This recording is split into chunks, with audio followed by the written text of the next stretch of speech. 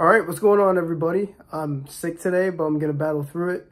This weekend, we got a Chinese UFC Fight Night, which is going to start at 6 a.m. The main card is going to start at 6 a.m., which is going to be crazy for me to wake up for. But overall, it looks like a really good card. I don't know a good amount of these fighters, but this should be a good learning card for me. Let's get right into the fights I'm going to predict. Real quick, before I get to the video, 96% of you guys aren't subscribed, so if you like MMA, boxing, or influencer boxing content, this is where you should be at. Make sure you subscribe. So if you're new to the channel, I do not predict the fights that I don't know about. I don't talk out of my ass on this channel. I only predict the fights that I know. And I watch these cards to grow and learn the fighters. So this is going to be a good one because there's a lot of fighters I want to know about in this card. But the first fight that I'm going to be talking about is Carlos Ulberg versus Volkan Oezdemir. Both of them are coming off a win. Carlos Ulberg just knocked out Alonzo Menifield this year. And then Volkan Oezdemir obviously knocked out Johnny Walker. Big surprise there. The shots. Well, that's it. He's done. Now, Carlos Ulberg is one of the most balanced fighters in the division, and Oezdemir is really known for one thing, and that's his knockout power.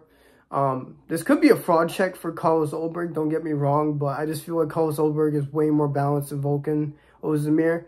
Oezdemir got power in his hands, but he has to get in range to land it. I feel like Ulberg is more mobile. He will get out of range and not get caught by Oezdemir's strong, slow punches. No, I don't mean necessarily slow punches, but Oezdemir really loads up on his shots for a good reason. He got cannons on his hands, but yeah, Ulberg has knockout power too, but I don't think he's going to be playing that game with Volkan Oezdemir. I think it would be pretty silly to be in range with him.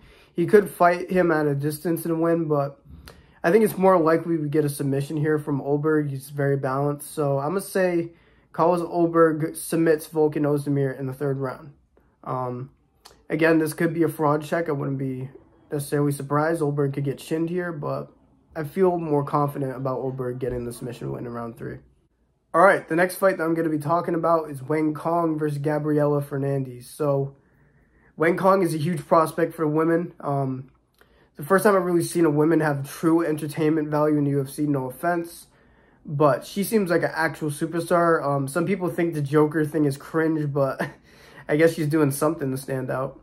In Wang Cong's last fight, she probably had one of the most vicious female knockouts I've ever seen. Using the front kick to get in range and hit him with a 1-2, dude, that's nasty work.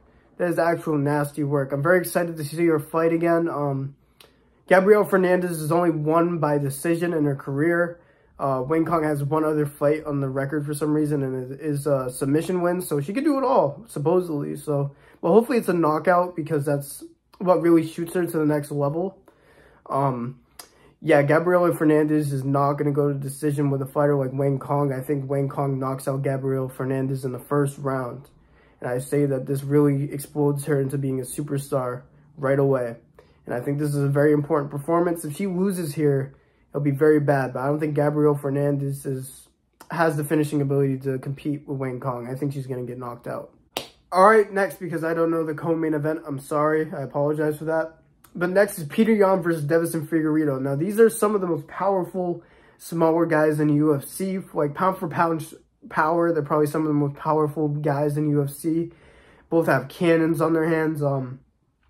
Petr Yan went on a bit of a losing streak, but to be fair, it was against Aljamain Sterling, Sean O'Malley, and Merab. That's a very hard back-to-back-to-back fights to compete in, so it's an understandable lose streak. I don't think that means that he's going to lose against Figueiredo. Figueiredo could win, but let me actually check really quick. Sorry, I'm not great at this. Figueiredo's last fights, he just beat Marlon Vera. That's a good win. Beat Cody Garbrandt, which was a mismatch, in my opinion. And then before that, he submitted Rob Font, Massachusetts legend, by the way. So, Figueiredo definitely has the power to take Petr Yan out, but I feel like Petr Yan's boxing is way better. This may end up being a grappling match, but Yan could fit in that department too. He's a very balanced fighter. The back-to-back losses for Petr Yan really stains his record, but if you look at who he loses to, it's not as bad. I think Petr Yan's going to bounce back with this one. I think he's going to... I'm going to agree with MMA Guru on this take. I don't remember what round he said, but I'm going to say in round 2, Petr Yan TKOs Figueiredo on the ground from ground and pound. I see that happening. Figueiredo is really good, but I feel like Petr Yan is extremely good. He just went on a stretch of very tough fights.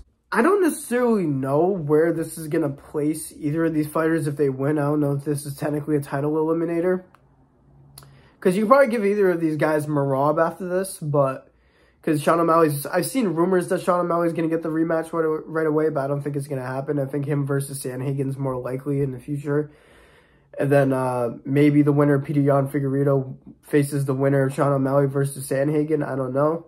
This could be a title elimination belt. It could be why it's the main event of a fight night, but yeah, I think Petr Yan's going to get Figueiredo out of there by ground and pound. Petr Yan really needs this win badly.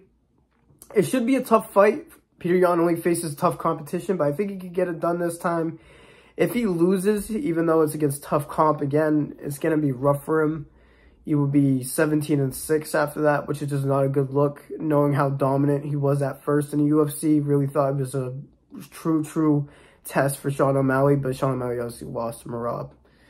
God help us all, but maybe somebody can strip Merab of the title. Maybe it's Petr Yan. We'll see. So yeah, those are my predictions for the fights I know on UFC Fight Night. Let me know which fights I'm a casual for not knowing, and let me know how they're going to go in your opinion in the comments. Can't wait to wake up 6 a.m. for this card. It better be entertaining, bro. If I wake up to a grapple fest, I'm going to be pissed off. So yeah, let me know if you disagree or agree in the comments down below about my picks. Do not parlay my picks. I got bad omen behind my picks. It might just go wrong just because I said it. Wouldn't be too surprised. Make sure you guys like and subscribe so I'm on your algorithm more. You don't want to rely on YouTube to keep recommending me to you. I see that sometimes it just doesn't recommend me to people, which is annoying. For the ones that care about the Day One's podcast, it should be dropping either this weekend or next week. I wish I had an answer, but we're just trying to make sure it's quality for y'all. It's not just going to be any podcast. Link to the channel will be in the description. Thank you guys for listening to me yap like usual. Can't wait to wake up 6 a.m. for this. It better be worth it, Dana. Peace out.